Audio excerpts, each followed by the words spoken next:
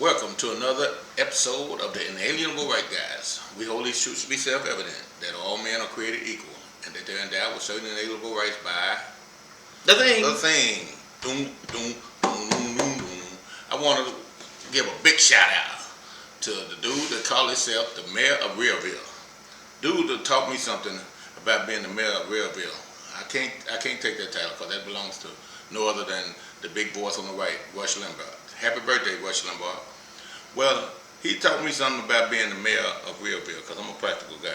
Since he's the mayor of Realville, I'm a citizen of Realville. Okay, there you go. Yeah. I'm a It's a good citizen thing of to be. Realville. So I like to be practical, and I had a saying say I'm too practical to be technical.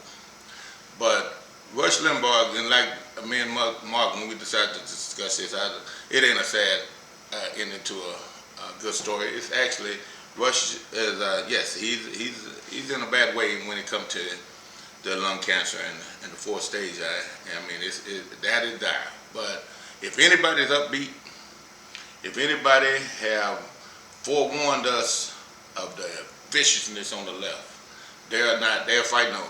I mean, you bring a knife to a gunfight when you messing with the left. Yeah, I mean, if you look at it, I remember a show when I was watching, listening to Rush, and a guy called in after the impeachment, and Trump, the Senate didn't go through with the other half of it, and the guy said, he was a guy on the right now. He said, we just need to just get on, let that go. It's over, and we won. How come we just move on to the next? Rush said, hold on, pump your brakes. He said, "Don't people never quit? They never quit. You're trying to do it now." Yeah. He said, don't. He said, me and my wife were just talking, and we just want to just go on and move on with the country and move on. Rush said, you're missing the boat then. And Rush, one thing about that man, I don't know if it's came through some hurt that they've done to him over a period of his 30-some odd years in broadcasting, and the largest audience and the most informed audience ever in the EIB network, is that he has understanding of people on the left. And I like to think I do too, but still to the day they're antagonizing us and making me feel some kind of way when I look at the news. All of a sudden they're holding this big press conference about what they call the insurrection up in Washington, D.C., and now all of a sudden we got domestic terrorists when we had domestic terrorists all summer long. The summer of love in Seattle. Yeah, exactly. So the Chaz and yeah. all these riots everywhere. Exactly. And they what? I'm sorry. I'm sorry. Mm-hmm. I'm sorry.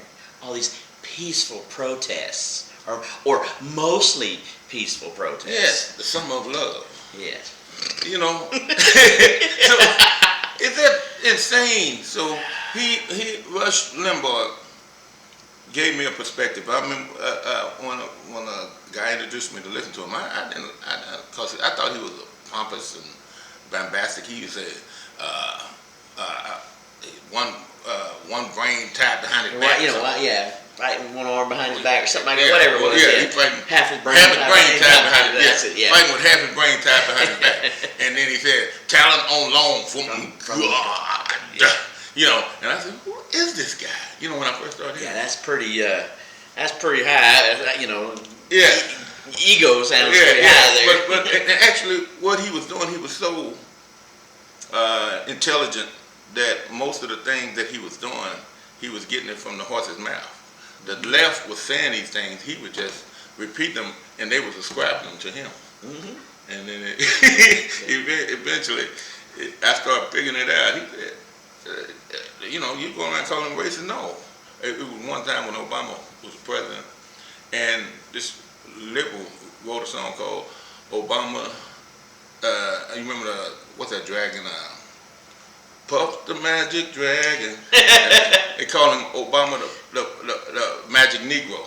Oh no. And they made it in a little Lil like that little Obama the Magic Negro, Lil buys us, and Rush starts quoting it. And they come at him. Oh, I bet they lost their mind. They lost their mind, but then when they found out that it was actually one of Obama's friends or liberals, I didn't hear that. yes. He does live by the sea now too. Huh? He does live by the sea now too. You ain't kidding. But anyway, you got. Not worried about global warming. I can tell you that. Yeah, you got You're right on the ocean. Exactly. You got any take on old Rush? Well, I do. I listen to him some. I haven't listened to him a whole lot over over the years. I have listened to him some. I think the thing I appreciate the most is the books that he wrote.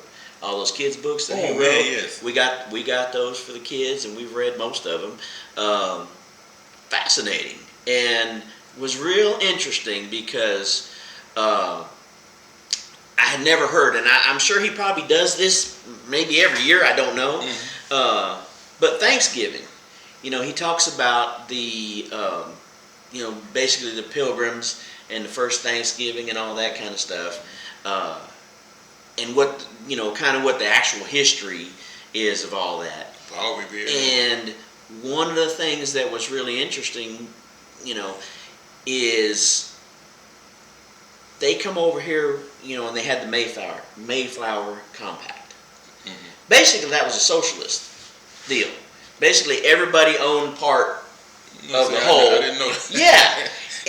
And so whatever they did, they had a like a sharing. Yeah, it was a shared deal, and then everything that they made,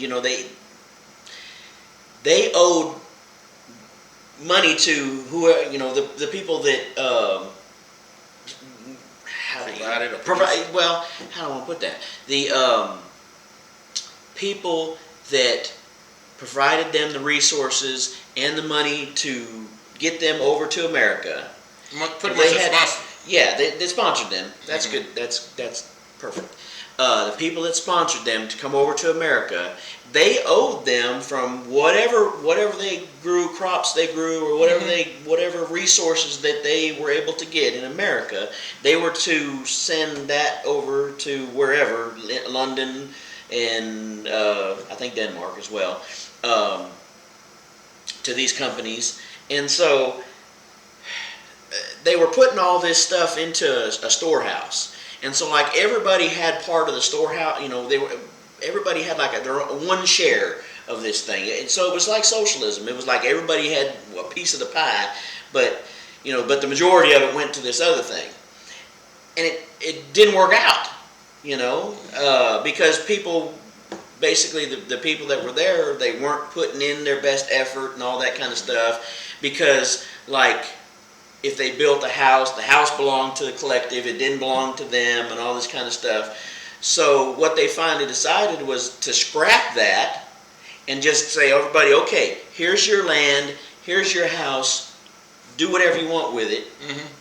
And when they did that, then everybody had they had a personal stake in what they did, and so then they started growing crops and they started doing all this other stuff, and that basically that allowed them to pay off the debts that they owed, and so basically they went from socialism to capitalism overnight. And that's what that in history, No, they don't want to teach that. You said this was in one of Rush. Yeah. Thanksgiving. Thanksgiving. He talked about all of this and how that all took place. And how they went, basically they started out with socialism and it sucked and they didn't want to deal with it anymore, and so they came up with something totally new, which was basically, he said they didn't even know what socialism and capitalism was back then, but that's what they did. They went from socialism to capitalism, and once they did, everybody had an idea of, okay, this is what I can do, and this is, and they were doing things to build their crops better and all this kind of stuff, and there they go. See, but you're tapping into that side of Rush. That explains a lot of his disdain for socialism and his understanding, because he historically he's seen the failures. It fails. Something that fails 100% of the time is just a failure, and that's what drives him. It's capitalism. That's what made him, when he come out, it was no right wing radio talk show radio. It was. He was like first. Yeah, because when we was young and we would listen to the Walter Cronkite's and the Dan Rather even and all these old. The rest of the story. Yeah, and that's the only side you get. Yeah. It's amazing how capitalism works. It is a market for everything. It's people out there that need this, and Rush brought this from that and it spawned out Fox News and all other kind of conservative talk shows, Mark Davis's and the likes, because of one man's wisdom, if you will, to see that fair and balanced means fair and balanced. It means that it's two sides of, well, I mean, that means logically, it's heads and tails, two sides to every coin, And so I just want to take this time out and thank Rush for, his impact and that he made on me as a conservative. Because, I've always had conservative leanings, but I've never been able to identify them.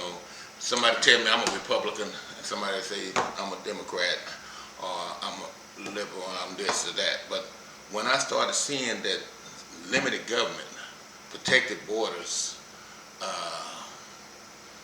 freedoms and liberties and constitutional rights and values that come with stances that we take here in America, and then Rush helped me to identify them, and like you say, he's the mayor of Realville. He's just a realist. I'm a realist, but again, I'm a citizen of Realville, so I can't take that title from him. So I just gotta say, man, I gotta give him his props, man. I gotta give one man, Rush Limbaugh, happy birthday to him, and I think of all incidents when I first took to Facebook, and some of the fellows back home, my home, had heard that I had Rush Limbaugh as one of my on my profile picture on one, and they went and told the people that I raised up with, and they come at me like, I done adopted the Grand Cyclops or Grand, and I said, y'all don't understand. This man, not only did he's teaching us something, but he also a technology with Apple and all these products. He's a wizard. He's an intelligent guy, man. This guy for real. And regardless of what everybody may think about him, I mean, and he showed just like him and Donald Trump have that spirit, that same spirit about the battles. Like right now, people's waiting, just waiting for that news, and then just throw dirt on him, when and put him in the trash can of history. But, yeah. The guy is a realist, man, and all them titles and all that. We get them all the time on conservative. I'm called a coon. I'm called this or that, whatever. Get to know a person, then you know. Well, that goes back to the whole narrative and all that kind of stuff we talk about. That we need to have we're gonna have to come up with a word for that. This whole thing, this the narrative and the truth and all that kind of stuff that they want to put out there. We're gonna have to find up something for that. But anyway, again, the history. That, like I said, what he talked about, that was fascinating when he was talking about it. And so that's why they don't like him. Mm-hmm. That's one of the reasons. Because he knows that history, talks about that history, and it's all the same type of stuff that they want to get rid of. Mm-hmm. So there's another aspect of it. Not only they don't like that he's on the right, but all this history that he knows, he talks about, and wrote about, and all this kind of stuff. Yeah, they can't stand that. Exactly. Get rid of it. That's how they look at it.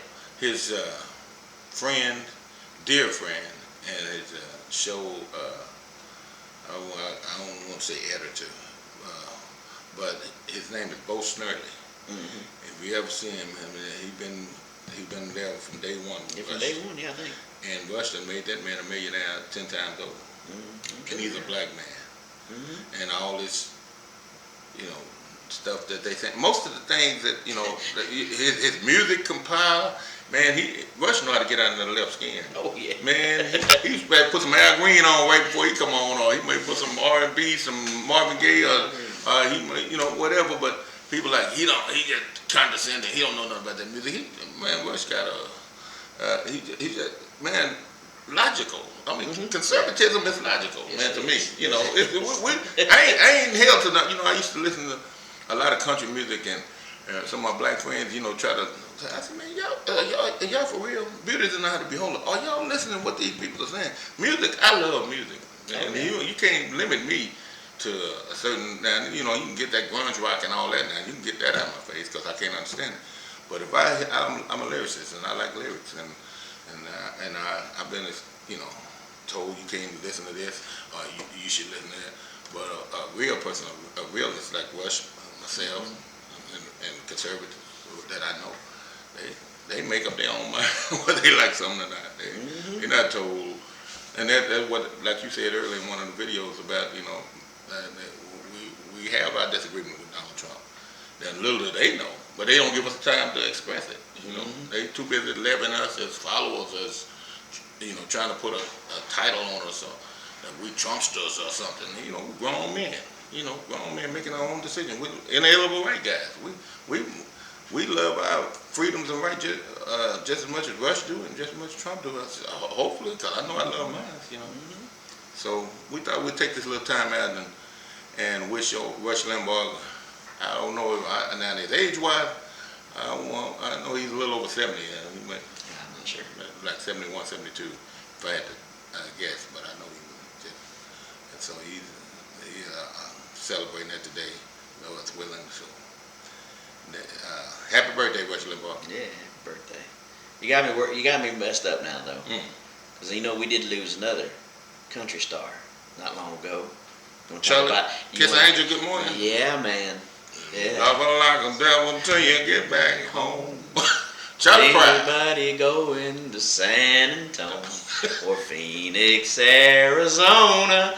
Yeah, man. We lost Charlie Pride too. Yeah. And he's Texan. He's Texan too. And that's a guy that probably got to tell you some stories because he used to have to come in the back door and then they would and then they say when they heard him they thought for sure that couldn't be the same voice they've been listening to all the time. That was an icon, Charlie Pride. Yeah. So I'm sure Rush probably listened to him too. Yeah. Sure. I know a guy that lives over there by me. He's Charlie Pride's brother. Really?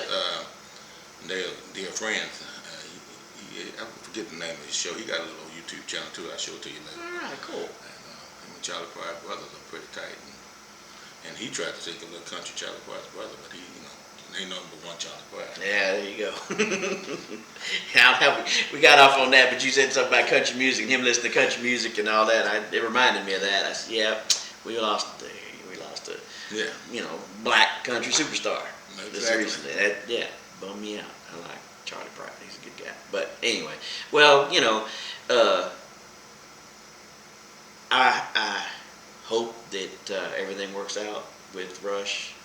I know that, man, going through chemo and all that, we've seen so many, you know, pastor's wife, you know, went through chemo. She's still, you know, doing chemo, and man, that's some tough stuff. Yeah. And so I wish him the best. I know that's hard. I don't know, you know, he's already, you know, outlived what the doctors told him he was going to, you know, do. Exactly. They said he wasn't going to make it till, you know, maybe September, and here, you know, it's 3-4 months later. So I wish him the best and hope he continues as long as he can. And everything I gather from him and my discernment, he's one of the most generous people that ever graced this earth, man. Yeah. When you call in his show and he hooked you up with the new technology and expensive things that he don't think twice about giving to his audience. And that Mark was saying about them great books that he wrote. I mean, children call in to his show to thank him, and parents and grandparents. That history, what Mark just told me about, that the difference between socialism and capitalism, make me want to go and read the book now. Yeah, they're good books. Really good. So, yeah, appreciate it. Anyway, all right. Thank y'all.